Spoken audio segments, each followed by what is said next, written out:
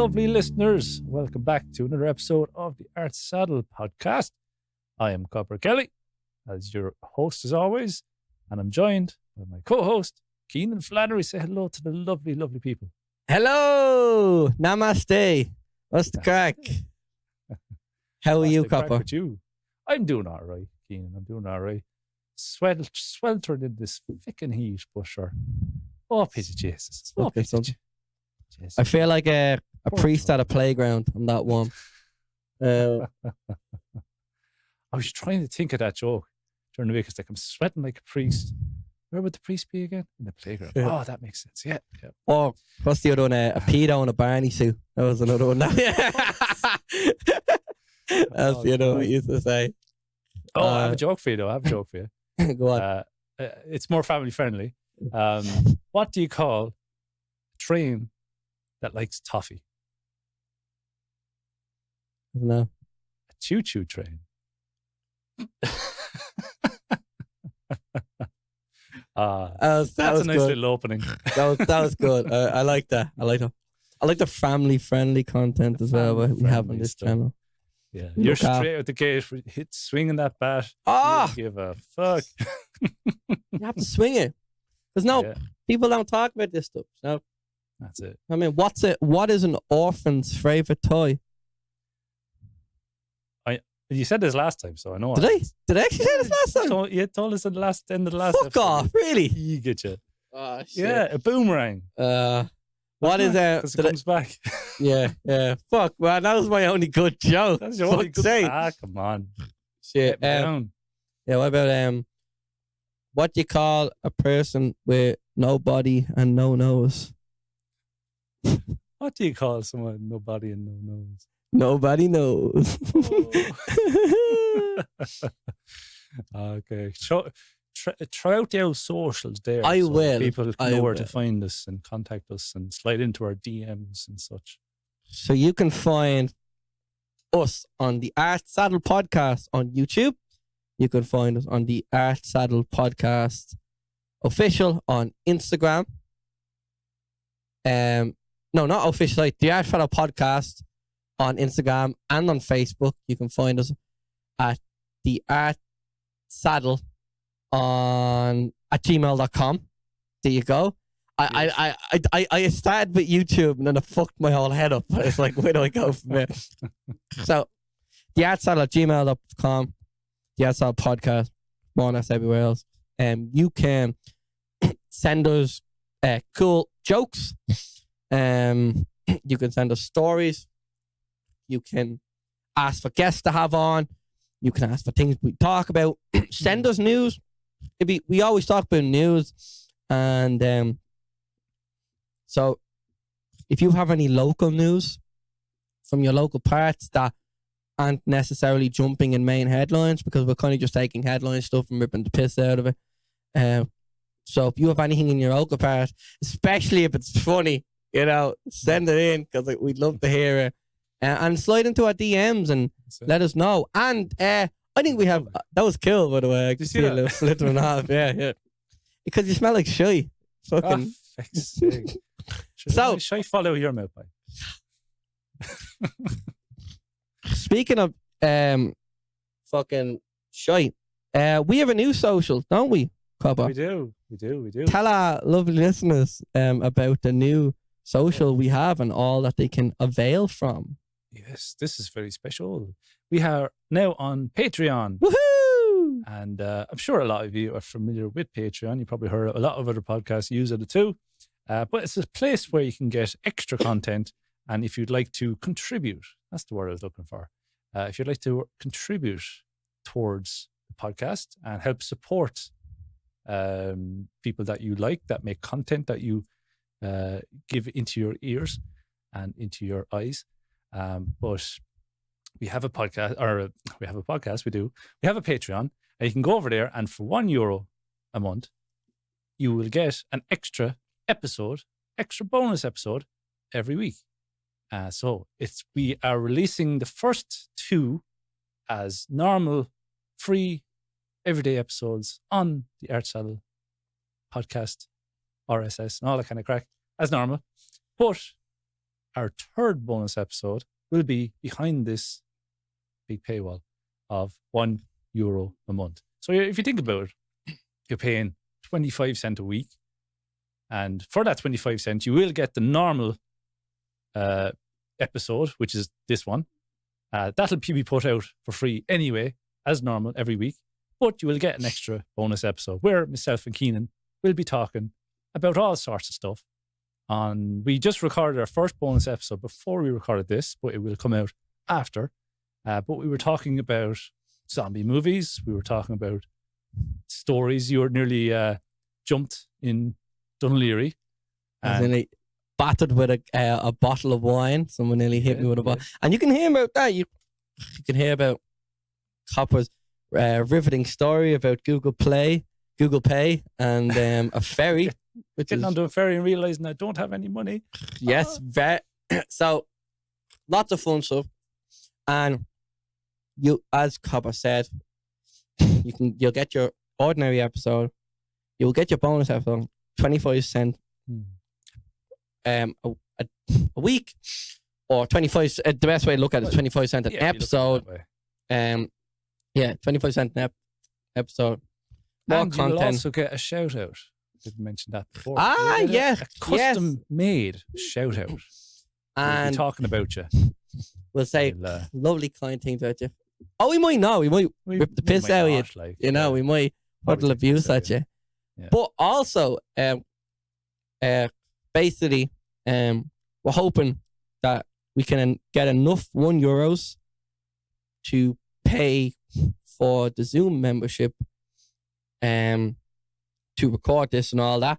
But hopefully after that, people keep doing it. We're going to get stickers done and mail them out to you. We're going to get merch. And, you'll get kickbacks. You'll get nice little... oh, you will. Trinkets, I might even get a couple of more of them Art Saddle mugs done. Yes, yeah. And if you are particularly cherished Patreon, you will probably get a mug at some point. Oh, yeah. Well, we look after those that look after us. Don't worry about that now. That's it. That's it. The Irish policy. Look after those. Look after. Copper is drinking his wussy juice, his Rockstar lager. I'm drinking a man's drink, some Guinness. Yeah. You're going to get so full now after those two. You're not going to be able to drink anymore. But I can drink these all night. Man, see, I can go. Guinness is the only thing I can drink a fair few of. But like, I've never had worse hangovers than on Guinness. Like I can drink spirits and be pretty fine. Yeah. Like I went out the other night, I think I had 8 or 9 pints of Guinness, and the next morning I was in a fucking state. Like speaking of the zombie before with I went out to a pub in the before times, of course, with a mate, and we drinking fucking craft beers on draft. And I must have had like 6 of these particularly really heavy craft beers. And the next morning, my head was absolutely screaming. It was just like, I couldn't even open my eyes. It was just so bad. And that's like craft beers, which is like, I don't know, some ingredients in them that would really feck your head up. But I tell you, you never get hungover on Rockstar or Coors Light or any of that now, I tell you. Yeah. You're just drinking bleeding water and So that's all it is. You're drinking water anyway. Guinness water too. What? I was telling you, water. I don't know if 80% water. Guinness. Fucking tell you one thing, the point to land up. I don't know if I said this last episode when we were talking about film stuff, but like the last day of the shoot, with the location we shot on. Oh yes, the short film you were shooting last week or the week before. Was owned by Martina Guinness. She's like a part of the Guinness family. Ah yes. And deadly well. She had these rooms, big massive rooms. You know how the Guinness is at, they're loaded. She had big massive rooms, really nice acoustics. And acoustics, right? Proper nice acoustics. And Glenn Hansard and like the Belron player Keela was always down there helping out and stuff. And I was like, oh, you must make a decent bit of passive income, like having artists coming down and, you know, using these rooms to record and stay. And she goes, no, I don't charge them. If an artist wants to come down and use them, like, they're more than welcome to, and they can record and play till all hours of the night because there's no one else around. So I was like, it's like she's a patron of the arts, like a Patreon. Like a Patreon. Oh. Patreon / the Arts Saddle Fund. She'll be a patron on our Patreon. But sure enough, I got her contact details. And she was like, get in touch with me and you can come down and record. We'll look after you and everything. So there you go. Savage. Pretty savage thing, isn't it? So that's brilliant. Do a little live thing down there. That could be our new home. We could move down there, walk the farm, record the podcast, live off Patreon money.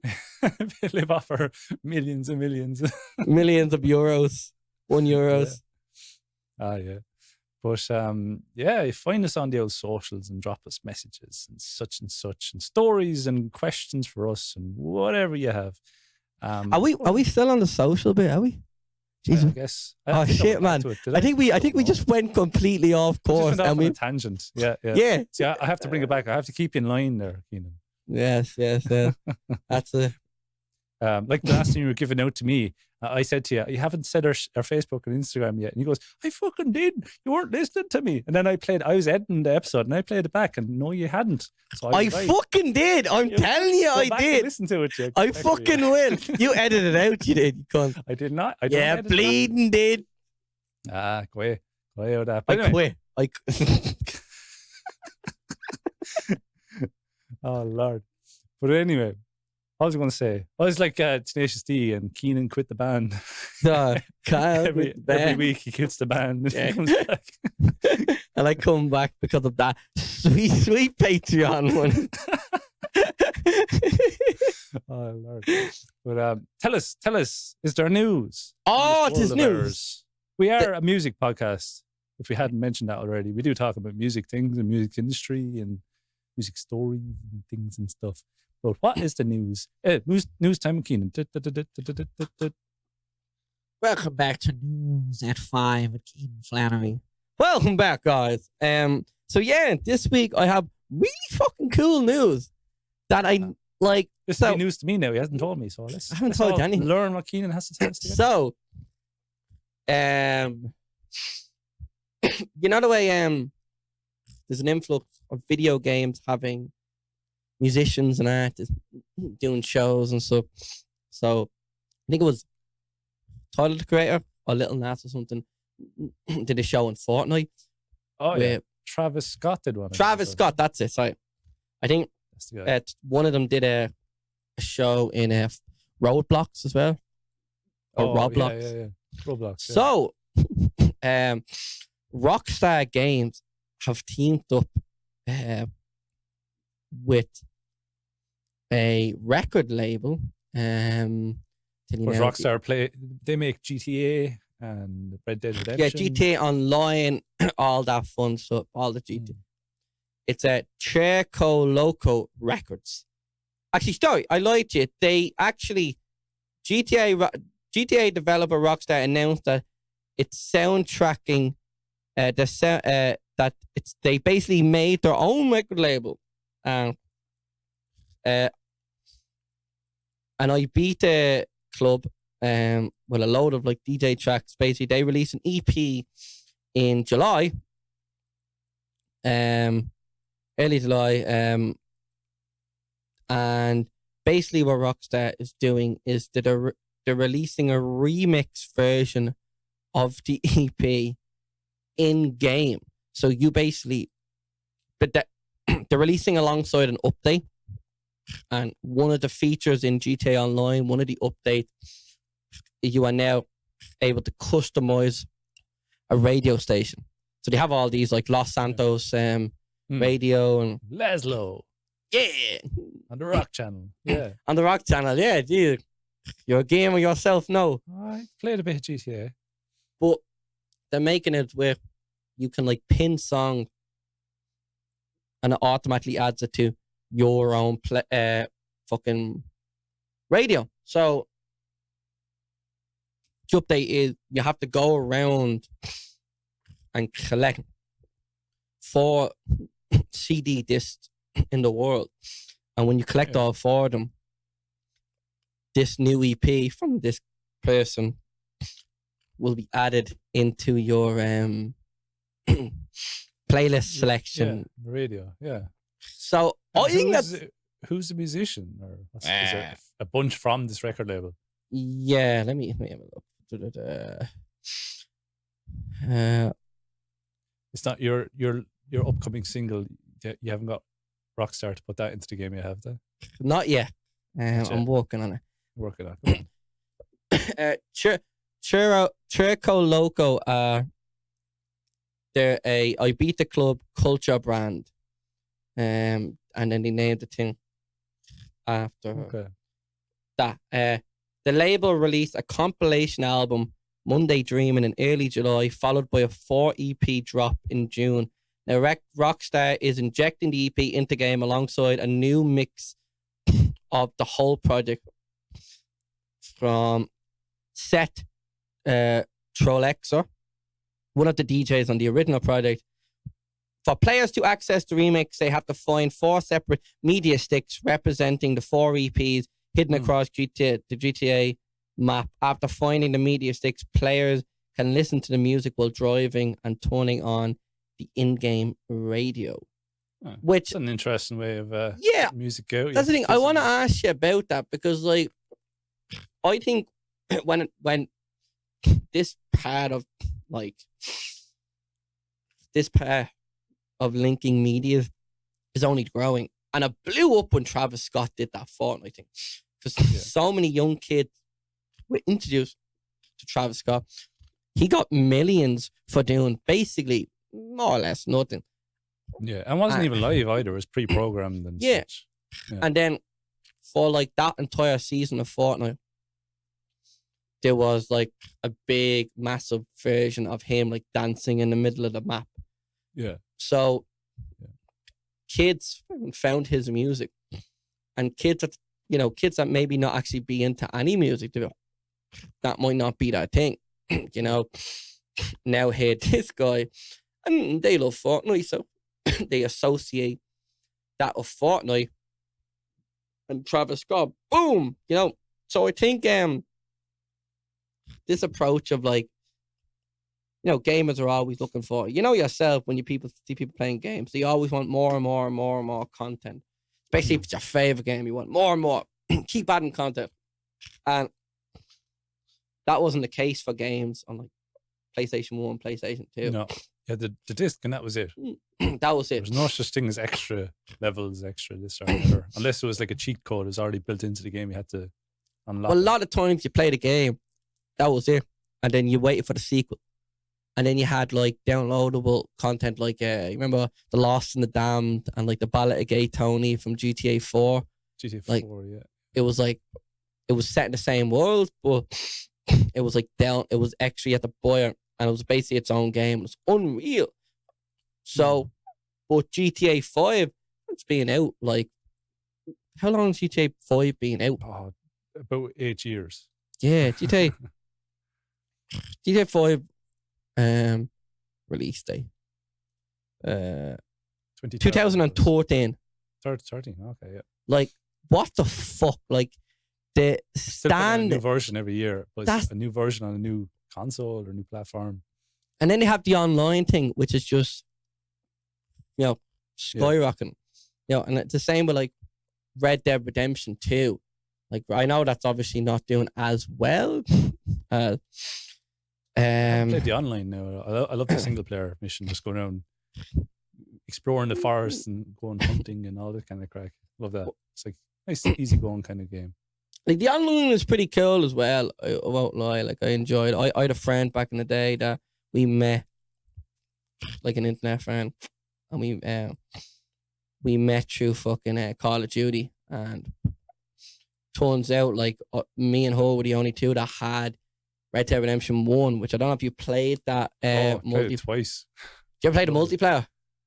I think once or twice, but I'm more of a single player. Well, player. The multiplayer was barren. There was nothing to do. No one there, yeah.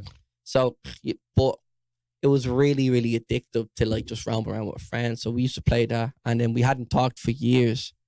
Like fucking then when Red Dead Redemption 2 online was announced, like I got a text from her and was like, "You fucking get this game because I'm down to play this." Mhm. So it's like fucking, but that's out since 2018. Yeah. So that's like, if you told someone, even that, never mind the longevity of GTA 5, like if you even said like, "Oh, I'm still playing a game from 2018," you said that years ago, people were like, "Okay, is there not a sequel out yet?" You know, kind of thing. Yeah. So, what's your 2 cents of that? What's your 2 cents of video music being advertised through video games? I like it actually because I suppose you're interacting more instead of just being served music on the radio in game. You have to well, not physically, but virtually go and find the collectibles in order to unlock the music. And I think you'd probably appreciate it more if you had to actually go out and, take the time to actually grind and find these things. And then once you finally find it, you listen to it, it's like, oh, that's actually good. That was worth the effort to do. So you probably appreciate it more. It's like when CDs were a thing and you could go into the shop and pay your, 20 euros for a CD and bring it home and listen to it. And if you didn't like it all that much at first, you'd listen to it again. And then you listen to it again and again until you did like it because you paid fucking 20 euro for it. So you don't want to, But nowadays you can stream anything for nothing. And within the first 10 seconds, like, don't like that, and turn it off and never listen to it again. So it's kind of, I think it gives you more of that sense of interaction, more of that kind of, you're doing something in order to get the music and you'll cherish it a little bit more once you do get it, I think. I think you're 100% on the ball with that. Like, one of my first experiences with in-game music was Black Ops 1, Call of Duty Black Ops 1 Zombies. Oh, yeah. So, was it Black Ops 1? Yeah. No, well, there was a downloadable map called Call of the Dead, and it's basically, if there's anyone that hasn't played it, basically, it's a wave game of zombies. So every wave, more zombies come. And it was based off George A. Romero was like the bad guy, and he was a zombie. Oh, yeah. Didn't play that version now. Do you know the Mexican? There's like a Mexican fellow with machete. He's always in. He was the fella that was. You ever watch Breaking Bad? A small bit of it. No, I didn't watch it all. Do you remember when Hank went to Mexico and there was like a kingpin that got his head cut off and put on a turtle? What's his name? Starts with T, isn't it? No, that's a different fella. That's a different guy. Okay, you might know he's always in these like these Mexican like passions. Danny Trejo you're talking about, no? Danny Trejo. Yes. Yeah, it is. Yeah. I you said Danny Trejo and I just had Danny DeVito in my head and I was like, I don't think he's Mexican. But he was in it and there was a few other main characters that were actors in it. And basically there was it was kind of like genuinely quite literally Easter eggs, as people call them again. There was like meteorites or whatever, and they were like meant to be like alien eggs, and you go around and you aim at them and you press square, and if you did it to 3 of them, you would get a song playing, and the song was Not Ready to Die from Avenged Sevenfold, which I remember. I don't know that song actually. Is that like it's exclusive to that one? Is it? Yeah, it hasn't. It's not on any of their records. Check it out. It's an unreal song, and I remember for years playing that and not having access to the internet, like except like being able to Google on the PlayStation. So I never knew what the name of the song was or anything like that. Yeah. So I loved it, and then I eventually found out that was from them. So I started listening to more stuff. And I was like a super fan of theirs for fucking years. Like I still listen to that stuff. Like I still like them. I love them as well. Yeah. So I think for me, like I think if I heard that song without any context anywhere else, I'd be like, oh, it's a heavy metal, you know. But fucking when I heard it in relation to like fighting waves and waves of zombies, I just give more built context. it was this immediate fucking connection where I was like, this is fucking insane, you know? So I think it's it's going to be super beneficial for, what was his name? Tom Eckstecker or whatever the fuck his name was. Seth Tyrolex. I was completely off.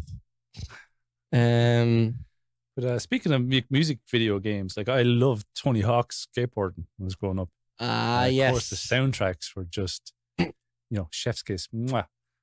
All that kind of punk rock stuff. I don't know how you describe it, but it's excellent. I loved it. And I even got the remaster that they put out there last year, and of Tony Hawk's 1 and 2, and they had the soundtracks on it as well. So it's like reliving my youth. It's like complete nostalgia. And absolutely love those. And forever, anytime I hear one of those songs out of context, I immediately think Tony Hawk's and I have to ollie now and but it sends you back that gap and whatever. Sends you back to this level of like nostalgia. Yeah. Do you know what I mean? I think like as artists, both of us doing folk and country music, especially there's a level of like storytelling in it where you want, like I always say, if I can make someone feel the way a certain song made me feel, that's the main thing. If you can connect to someone's part of their life as a musician, find out. You remember that song you heard when it was your first love, or your first kiss, or your first heartbreak, or your first time with your friends in the sun, or whatever. First holiday. Yeah, I remember the song that played in the club, and it's instantly clicked. And there's a beauty of remembering them like late summer nights where you're like sitting in your underwear playing video games without a care in the fucking world. You don't have to worry about taxes. You don't have to worry about like people. You don't have to worry. You're just sitting there. You're fucking rad. And Tony Hawk is doing flips and you're like, Ollie, excellent, rad, And your little copper is sitting there, just fucking, I don't give a shit. Nothing matters right now. Fucking, fucking wonderful. And I think we need to capture that. I think we need to play more video games together. Yeah. Do you still have Red Dead? We could play that. I don't, but I could download it. I could download Red probably Dead. 150 gigabytes. Yeah. I have like I only have like a fucking, I think my one is like a 500 gigabyte PlayStation. So I literally just like 2 Call of Duties and like I can't put anything else on it. Like, you know what I mean? You get an external hard drive and use that as a second. Fuck off, will you? Fuck's sake. What, can you just like any external hard drive you can just... Yeah. I might try that. I have a 2 terabyte and a 1 terabyte hard drive. You'll have to wipe it though and use it exclusively for the PS4. You didn't tell me that, like, did you? Well, I'm telling you now. You fucking only told me. Now I got so excited there. I was like, I'm going to have Red Dead Redemption downloaded 3 times and only use one of them, fucking... Yeah. But, yeah, I'm excited, but hopefully more things come. And hopefully with websites like Taxi, that you subscribe. Do you ever hear Taxi? No. You basically subscribe, you pay a membership, and big companies like Netflix and all these TV commercial and film production company put up ads go, we're looking for a country song, a cowboy country song about heartbreak from a male vocal. And you could submit, and it's like a audition. It's like a middle way. They just like companies put the ads up from music, and you can just, it's a really easy way instead of finding fun trying to know someone that knows someone. You can just, and it's the same with that. It's the same with like places like Submit Hub and Daily Playlist for playlists on Spotify.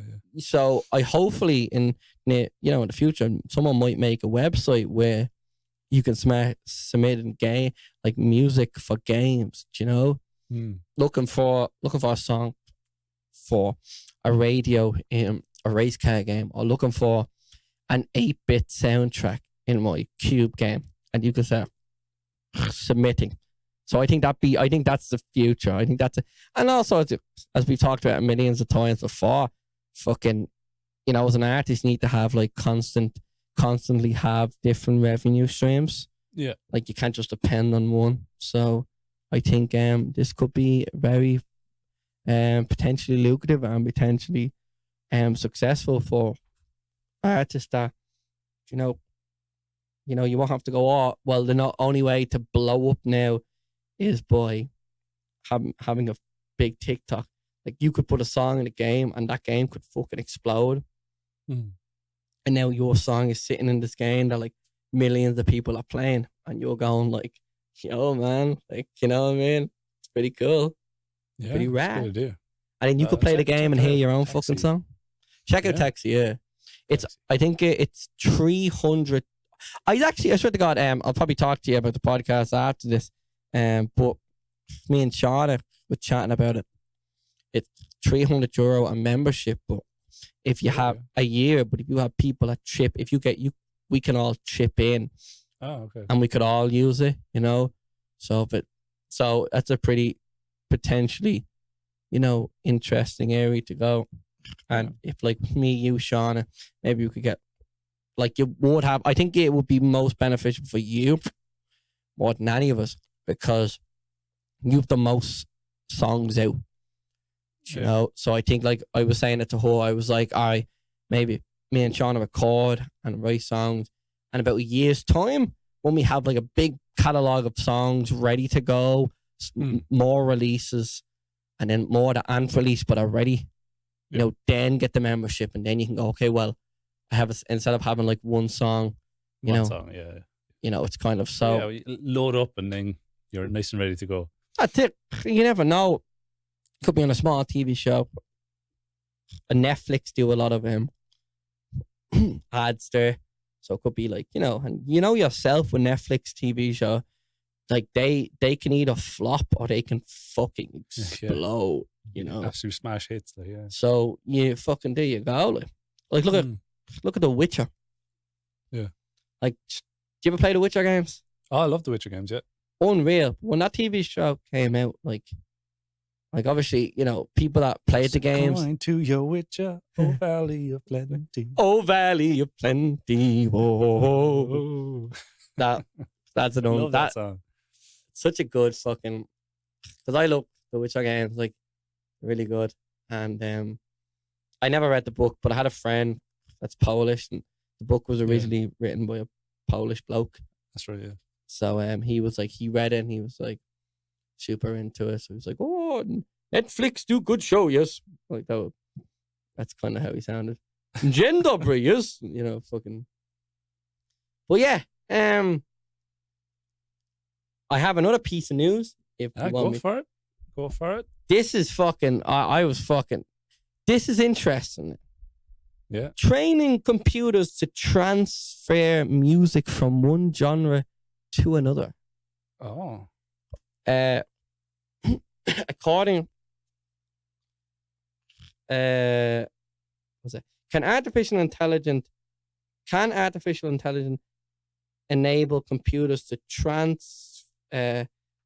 translate a musical composition between musical genres, etc., from pop to classical or to jazz? According to a professor of music in UC San Diego and a high school student, they have developed a machine learning tool that can do this. So it's interesting. So they take a folk song and turn it into a disco song. That's it. They say the one advantage of our tool is that it is flexible to accommodate different genres of music. It's called ChordGAN.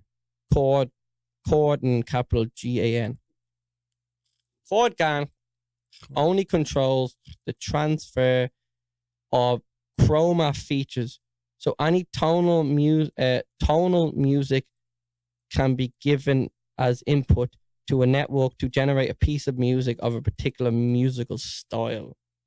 And it's cool, but like my big thing, and I think I've always discussed this on the podcast, I'm fascinated about what that will do for the future. That light is shining directly in my fucking are face. blinded there now. I am fucking white. Will I fix it? Yeah, I should fix Go it. for it. Yeah. Oh, don't tell me what to do now. Ah, Jesus, you're the one telling me what to do. But yeah, Kenan is up and he's fixing his blind. He's not blinded by the sun. And he's Here we singing. go. Did I fix There it? we go. He's back. Ah, well, yeah. So you can hear my dulcet tones. No. Talk about Kenan and his arse. What? We're talking about me arse now. Jesus, I'll have to charge you for that now. I will. Oh, that's OnlyFans kind of territory, is it? My arse, you can find it on Patreon at Patreon/The Arse Saddle Podcast. Yes. The that's another Arse perk Saddle of becoming Podcast. a Patreon, the Arse Saddle. You get to see weekly pictures of Kenan's arse. I'll put my hand up here now and say, if you sub and you message us, I will send you a picture of my ass. Like if that was, You have to follow through now. I will, man. There's a great picture of me and I'm like hanging out of a window and I'm like, my ass is on show and I'm like smoking a J. I probably shouldn't say that because me ma will end up hearing this. But I'm like sticking my ass out and I look dead cool. You know, so if you want pictures of my arse, yeah, let me know. But anyway, what do you think of that? What do you think of that, Cobb? What do you think of this? So taking one genre and using AI to, I suppose, transpose it. What would you call that? Transfer genre. It's a new concept, I guess. It's not really a new concept, but yeah. Well, the closest thing I've seen it is them YouTube, you know, where it's like the Teletub songs in minor. What? Yeah, like DJ Cumberbund. You know, he does these mashups where it's like could be Sly and the Family Stone singing "Play That Funky Music, White Boy," and then it's like Rammstein going 9, this kind of stuff. Have you seen them? No, no. What's it called? What's he say? DJ Cumberbund. Cumberbund. I'll check him out. Yeah, so it's class. And yeah, he mashes up different things, but it's not the same as this though. This is a different thing altogether. So you're taking a complete one song, say take one of your songs, acoustic guitar singing, and transfer it into a freaking reggae jazz fusion song. Well, I think I'm going complex there now, but I think to someone, because it is because it is AI. I don't think I think it depends. I think that's what I'm wondering. You know, if you play a song in,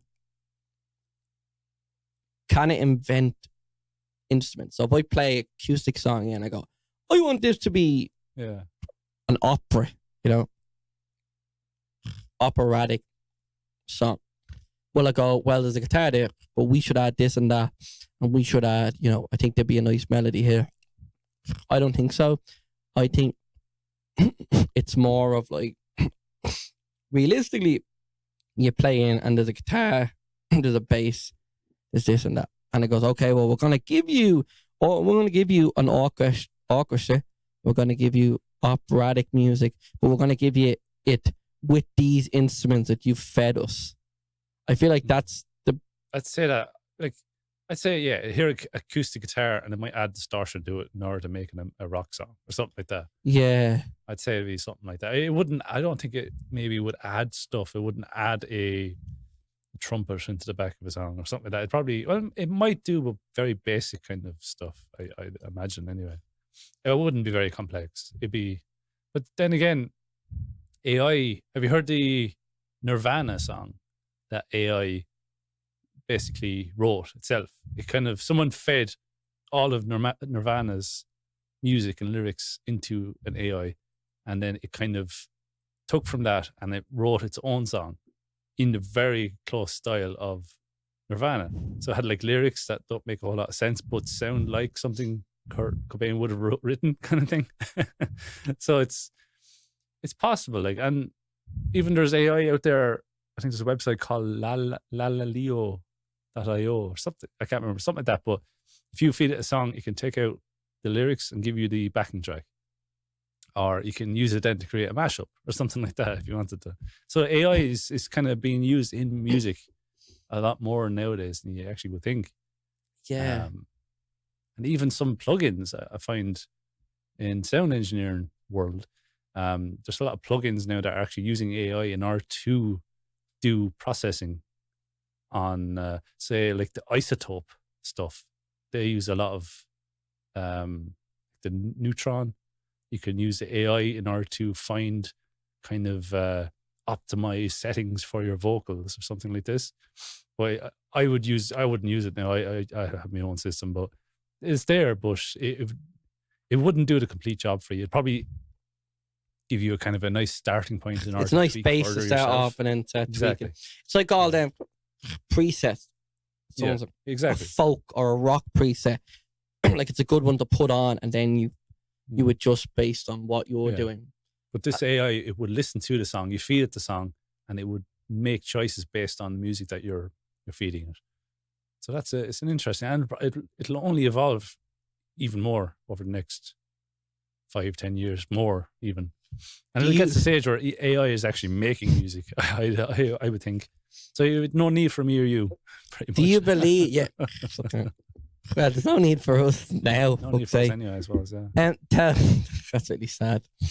Tell us, what's your opinion on AI? And like, do you believe it's gonna like take over the world eventually? I don't know. I wouldn't go that far. Not for another 10 or 20 years. So I think we're safe for now. Yes, yeah. We're not going to reach the singularity yet. But a lot of like really famous, like wasn't it Stephen Hawking was like, the death of humanity will be AI. It could be. Look, it could get to the stage where AI would think, it would get so smart that it would think that to solve a problem, you'd need to get rid of the main problem on Earth, which is humans. If you look at like climate change and stuff, we are the biggest problem on this Earth. Yeah. So if it could eventually get to the point where AI is trying to fix the problem and realizes, oh, humans are the problem. Get rid of it. That's it. But I don't know. That's like obviously sci-fi worst case scenario territory. I have a little theory for you, and you can tell me if I'm a bit mad. So a lot of these famous people, and Stephen Hawking, I do believe Stephen Hawking said the death of humanity will be AI. But I don't think it's gonna be the way people envision it, as in AI come and kill all humans, right? What I think it's gonna be like neglectment from from a human standpoint. So I think we're gonna put. That's nice. It's not the right word, but it's nice though. Yeah, it's not. I thought I said it and then stopped and was like, I like it. Yeah, it's kind of cool. I it's like nice. it. It kind of works. Neglecting, yeah. But we don't. We put AI in charge of everything. Like keep it simple. Them tills at Tesco. Like we don't check if they're doing the maths right because we just believe it is. Yeah, just assume that they are. Yeah. So I think it's gonna get to the point where we become so dependent on it that like we're gonna have our nuclear plants and we're gonna have like the biggest like arms manufacturers or like maybe like street lamps and stuff where like something goes down, like something needs to be fixed, and AI will automatically it'll be all put up to a circuit and an AI will fix or whatever, and we'll become we'll depend on it so much that then the AI will destroy itself. The AI might become so sentient that goes, the problem there's a problem. Where did the problem come from? Oh, it's from me. So I should self-destroy myself. And then because we're not really paying attention to the AI, it destroys itself and then affects the whole system. And then we die. Just because we haven't been keeping an eye on these fucking robot fuckers. What do you think of that? Yeah. Never know. A robo-apocalypse. That kind of... Do you like my theory? Or do I sound mad? So like the AI would destroy itself. And well, then not... we'd be left in the dark because we don't know how things work anymore because AI have been looking after for so long. Yes. Now, there'll be a couple of us that won't be in the dark. There'll be the fuckers in the country with the tinfoil hats going, well, I don't trust them fucking alien robots. Like, but you know, I don't know. That's my little theory because, like, when I think I did hear a few famous scientists being like, AI will like destroy the world, and everyone sees it as like robots being too sentient. But like, I don't think it's gonna be that. I think we're just we're gonna use and abuse them, and then eventually we're gonna forget how things. We're gonna forget how to do shit. You know, and then fucking aliens gonna whatever robot. Not an alien. He's not an alien. It's a robot.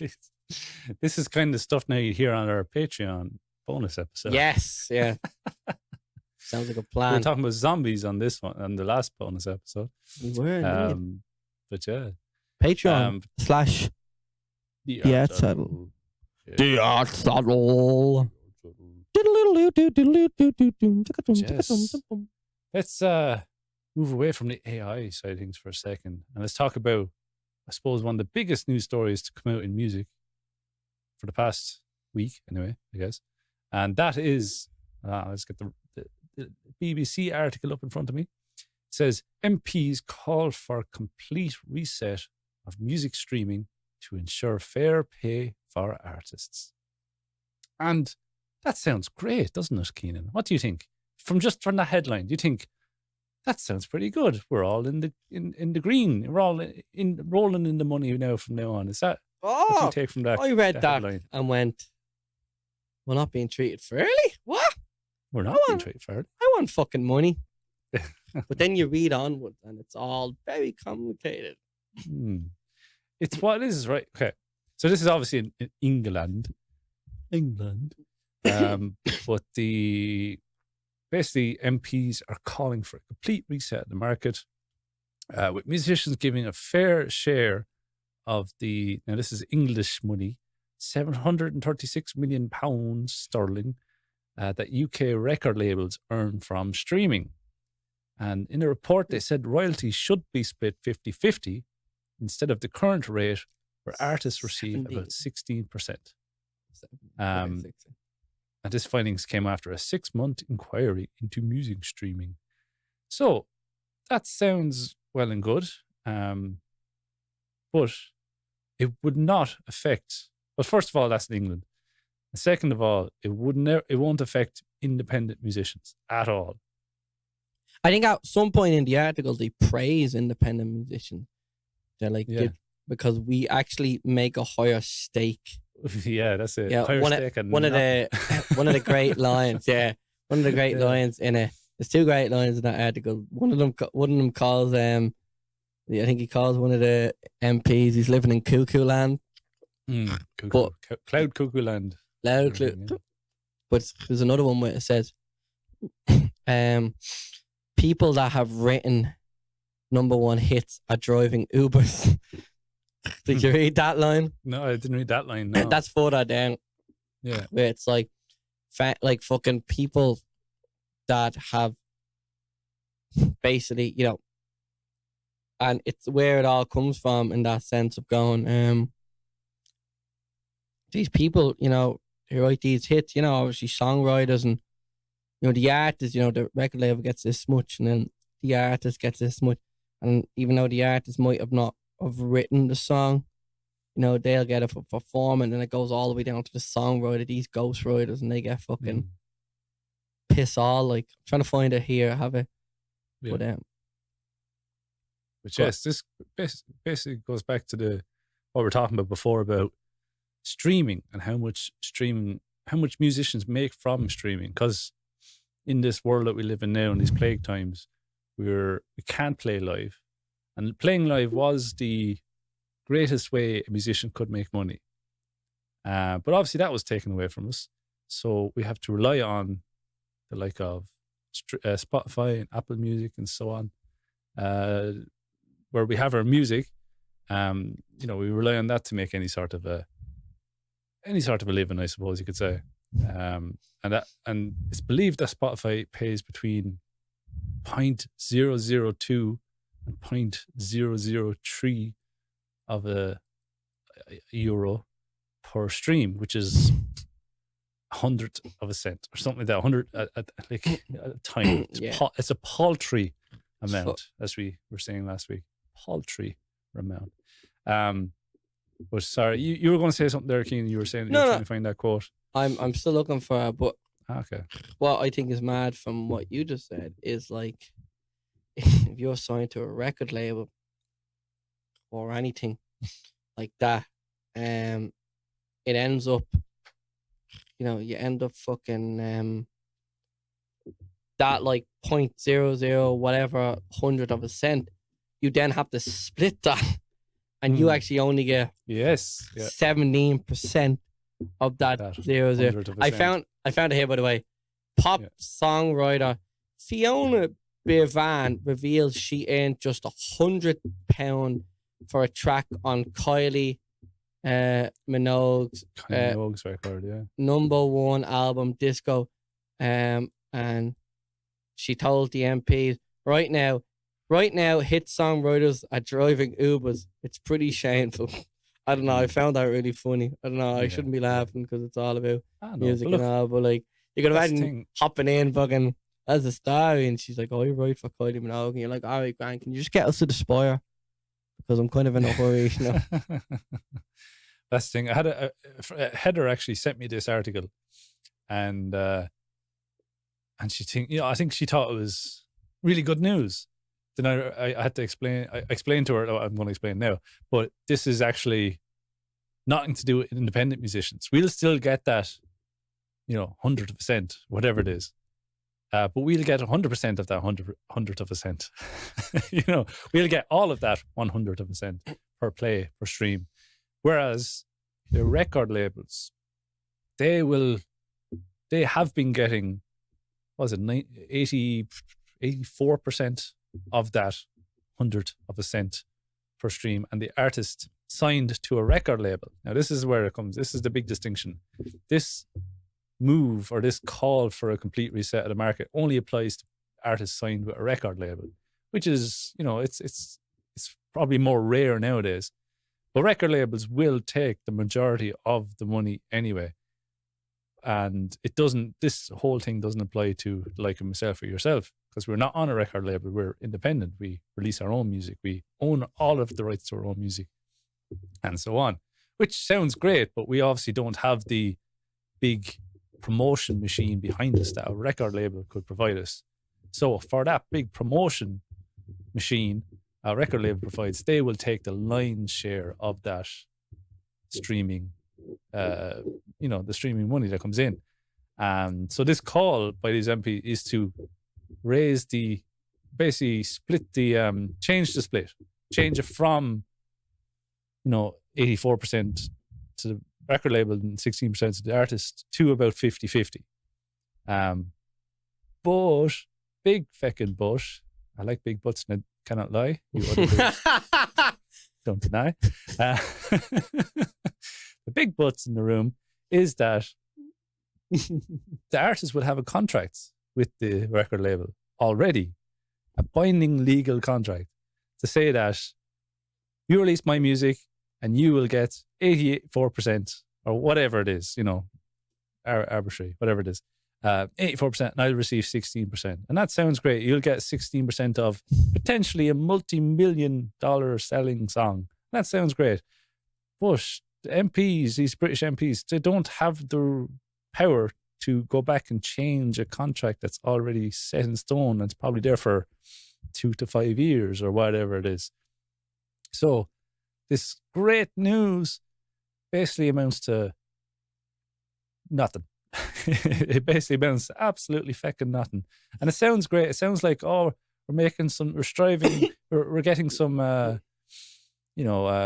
reaching some milestones in the, the search for equality for musicians. Not equality, but you know what I mean? Like fair pay, fair wage, whatever you want to say for musicians. But it's all a heap of nothing, because it doesn't affect independent musicians, and even record musicians signed to record labels. it's not going to affect them either because they already have a contract that says that's the split. So MPs are not going to change that. I'll tell you one thing now Yeah. that I also read. There was a load of recommendations, and this is something that sounds fair, but I think once you read into it and you read into the legality of it and you really read into what people sign and you actually listen to the people that run these record labels, you know, and are trying to make a living from it, you know, and I think I'd like to talk to you about that and your opinion on that, because it could be a controversial one, especially coming from two artists, you know. One of them is artists should be given the right to adjust their contracts if the work is successful beyond I can't pronounce that word. But anyway, yeah, basically, if a song becomes popular, they should have the right to change the contract to reflect how popular the song is. Is that what you're saying? Yes. Now that would be great, but at the same time, it's a contract. A contract's a contract. But like, I'm gonna give you something that's I never thought I'd say as an artist, because I feel like it's extremely controversial, because I meant to be like, you know, I should be advocating for all higher wage. And as I said, I have very little opinions on anything, but I like to think a lot. You know what I mean? Yeah. And one of my Talk things, a lot too. I cheeky cunt you, right? My big brain full of nothing. But one of them is, you know, record labels will like sign 10, 20, 30, 40, 50 artists. And they'll put money into the artists. And they hope that the 10 artists that failed, the 9 artists that failed, they're hoping that one that succeeds will be able to pay for all the other artists that failed. Yeah. You know, so I think like Coop the losses. Coop the loss, that's it. Yeah. I think record label, you know, back in the day, remember, you know, when we used to talk back in the day in the 80s, it was like, if you got signed, you made it. That was it. Yeah. Because if you were signed to a particular record label, everyone was like, he's obviously good or she's obviously good, you know? So, but now it's like so many record labels, and then big three don't really hold the same weight as they used to. No. So when they sign someone, the radios are getting, you know, are getting emails from them talking about a new artist. They're getting emails from independent artists saying, sign me, play me on the radio. They're getting emails from really small record labels, medium-sized record labels, and then relatively big record labels saying, play our artist. There's more traffic.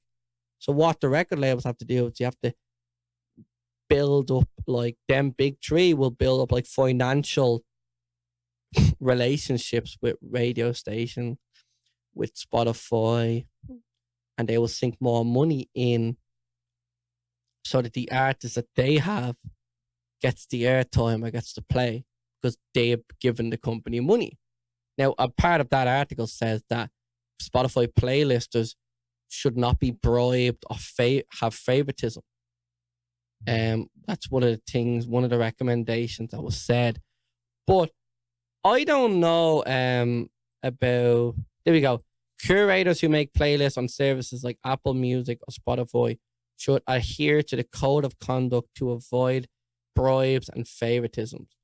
But like a lot of these record labels will sink money into Spotify, sink money into radio station, so their artist gets played.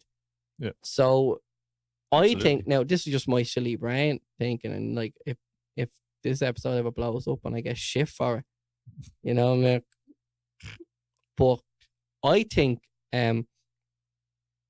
financially there's a bigger risk for record labels. So I understand why they ask for more. As an artist, I feel like 17% is not enough, because you are selling, you are making money from my art. You know, it should be more. Should it be 50-50? Do I think, you know, because you can talk about this for hours. You go, well, the art, if I didn't have the art, I wouldn't have the success and the record label wouldn't have the money. But if it wasn't for the record label and the money they have to sink in, that they probably didn't have that back in the day when there was only 4 or 5 record labels. And if you were signed to any of them, basically the radios were playing them because there was no Google, there was no Gmail to be emailing yourself, you know. You either knew someone or you were signed, you know. And it's all changed now where these big record labels have to financially compete with each other and compete with small artists and compete with TikTok and YouTube, but YouTube sensations, and they really have to work, you know. Yeah. Do I think they should get 84%? No. Do I think artists should get fucking 16%? No. Do I think it should be 50-50? I don't know. I don't know if that's. I'm trying to like see both sides, you know. Yeah. But what do you think of that? What do you think of that? Yeah, I suppose. Yeah, what a record label can provide to a musician nowadays is that promotion machine. Also, they provide. Well, if a musician can't record themselves, then record label would typically give an advance, which is like basically a glorified loan, in order for the musician to go out and hire a studio, hire a producer, hire musicians if needed, whatever it is, in order to create a album, which is a product. So the record label is basically giving a loan to a person to make a product, and then the record label would then host that product in any sense, you know, print CDs, or well, the advance would go for covering printing of CDs and records and you know, promotion and all this kind of stuff. So basically, the musician himself doesn't really contribute any money to the situation, but except for the art, obviously, which is the music itself, which is the main, you know, product. I hate calling it a product, but that's the way you have to kind of look at it in a business sense. In a business sense, yeah. Yeah. So in one way, the record label is taking all the financial risk. Then again, the artist does have to pay back that in advance, even if the record flops. They still have to pay back that advance. Well, in certain cases, almost as well.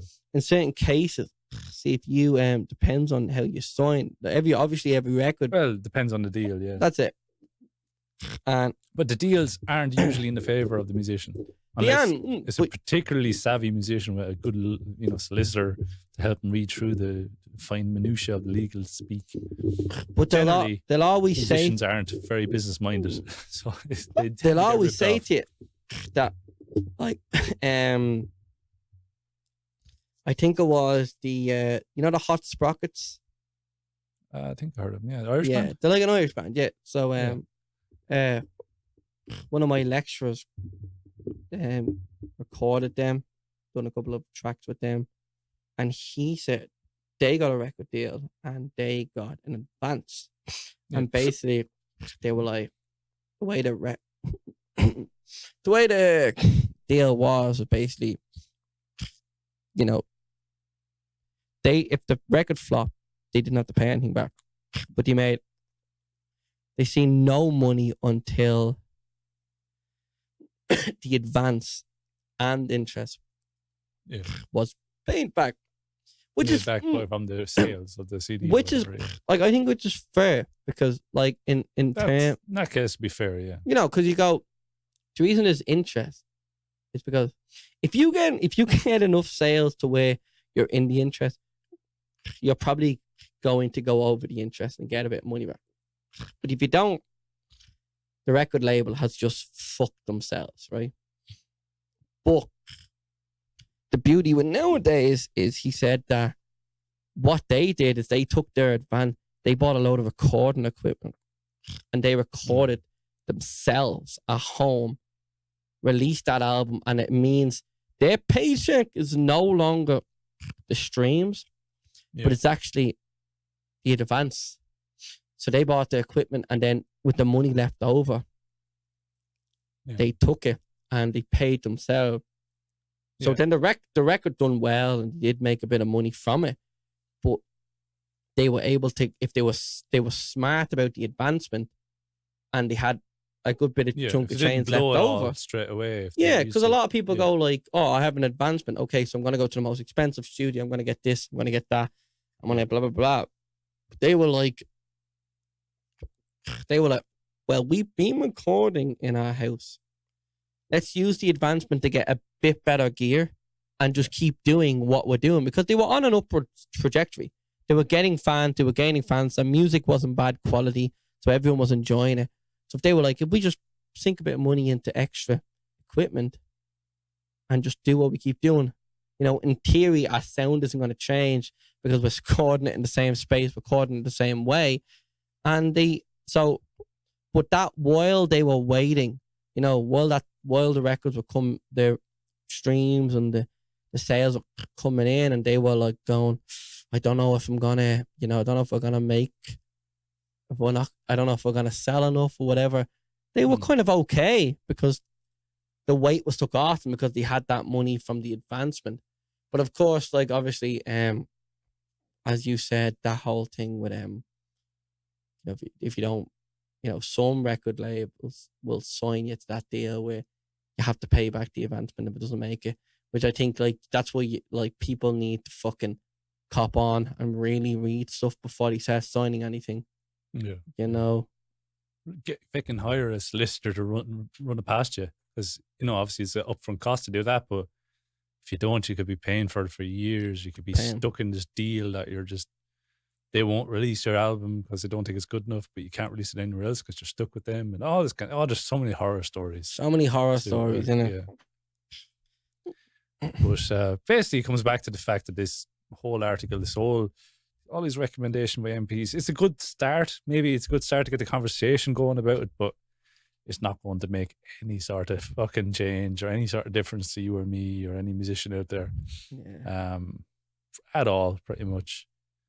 And yeah, that's my 2 cents on the matter anyway. I suppose we're kind of reaching the end of the episode now, but do you have anything more to add before we go? Kenan. I don't. Good. Let's go then. Bye-bye. I always should have every episode I say I don't, and then I proceed to just talk for like 20 minutes. 5 or 10 minutes. Yeah. Yeah. Typical me. But I think if any artists are listening, I think my 2 cents of it, and Copper will tell you the same. Like, and we've said about this even with the collective, and we're hoping to do more with it. It's hard to do anything now with fucking nothing happening. Yeah. But the music industry, of course, you're talking about the Old Soul Collective. The Old Soul Collective. Collection of like-minded country and folk musicians. I love that you remember the script I sent you. All them days. I know, yeah, it was like a collection of like-minded country and folk musicians. Yes. But you always have to remember, you don't just mention the collective and just kind of, this is the Old Soul. Explain what it is. So people that don't know what Old Soul will know what it is. There we are. Old that's Soul why Collective. That's why I'm your co-host. Yeah. And I'll never say that again because I'll never say that again. So you better remember what episode I said that in. I'll drink it in. Yeah. I'll drink your milkshake. I suck it right up. The beauty is it's not a ladder. The music industry isn't a ladder. It's a plateau. We can all rise together if we support each other. And I think if you're an artist and you're listening to this and you're going, I want to be signed to a record label, but I don't want to give away on me. Right. But I'm struggling alone. Find people that are like-minded. Because at the end of the day, and I said this to you, Copper, when we joined the collective, when we started that up, I want you to feel like you can take from it and you can give. And that's it. And I think if people can do that, if people can feel like if they're working with an artist and they feel like they can ask the artist something that can benefit them. Maybe do a song with them that, you know, maybe if you collab with someone, you open your fan base. But you also want to feel like you're giving, because that person won't be around if you're just taking.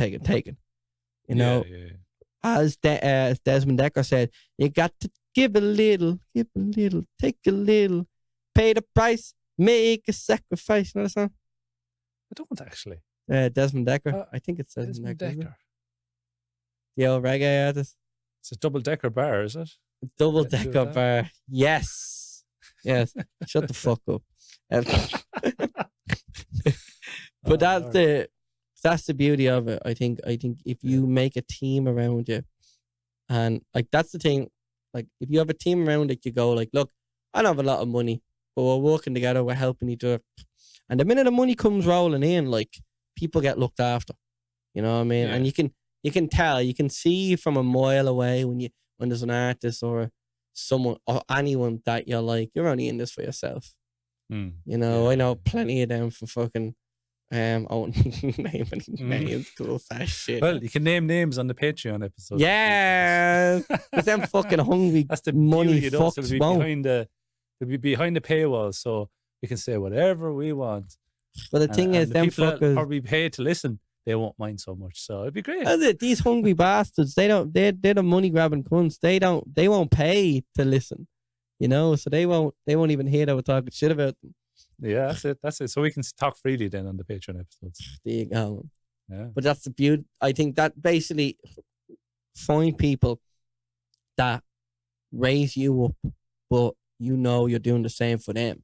And you realize how far you can get without a record label. You know what I mean? And as I said in the first episode, a rising tide raise all ships.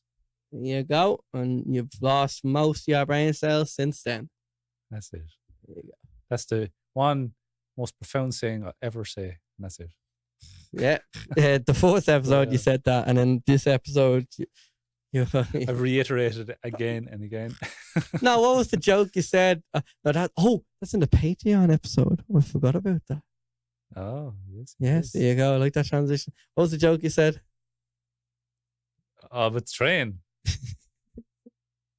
What train likes toffee?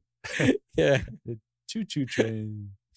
But yeah, I think that's the end of our episode. Is it? And if you liked it, I'm sure you'd like it if you're listening this far. We're talking shite for so long.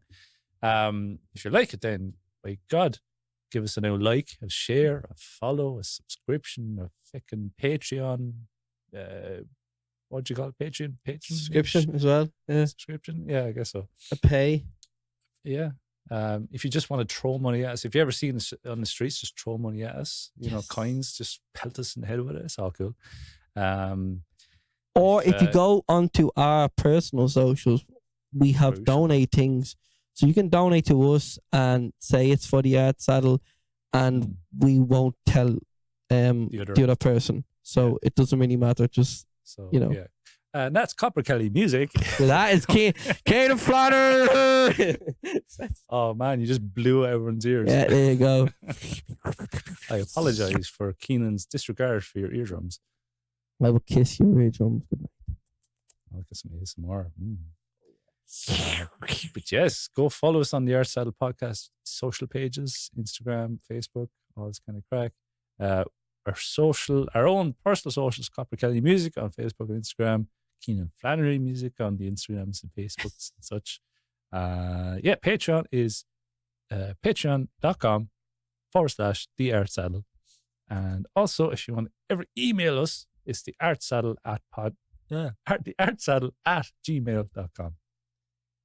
But for now, whoa. Go for it. And if you're still listening here now, and you haven't already, go and listen to Copper Kelly's new single, No Front Door. It's a beautiful track. It's really nice. God, incredible music video with it. And if you do that, enjoy it. And you can also pre-save my shit. I have a song called Manchester Street's coming out. I have a music don't video. call it shit. It's not shit, man. It's good. I don't know. Shit is just such an endearing statement, isn't it? Shite. If you want to listen to our shit. Listen to what did we say? Shite but listenable, wasn't it? Oh, is it? is that what we said earlier on? Shite but listenable. That's on the Patreon. Kenan Flannery's he's art. What should we call it? And my head is gone. Your Instagram, you get a pre-save link. Go to his link tree. Yes. And you get a pre-save link for Manchester Streets. And it's a beautiful song. I can wholeheartedly get behind the song because it's lovely. And he does a great job of it. He wrote himself and he performs it well. He sings it well, so he does. So go check that out. And then I have my own song there too. Don't worry about that. But anyway, we'll see you all next week.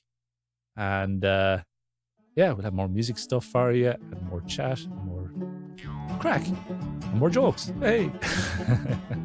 So, see you all next week. Good luck. See you again. And always remember, as Gandhi said, you can't fuck a horse, but you can fuck off. Look after yourself.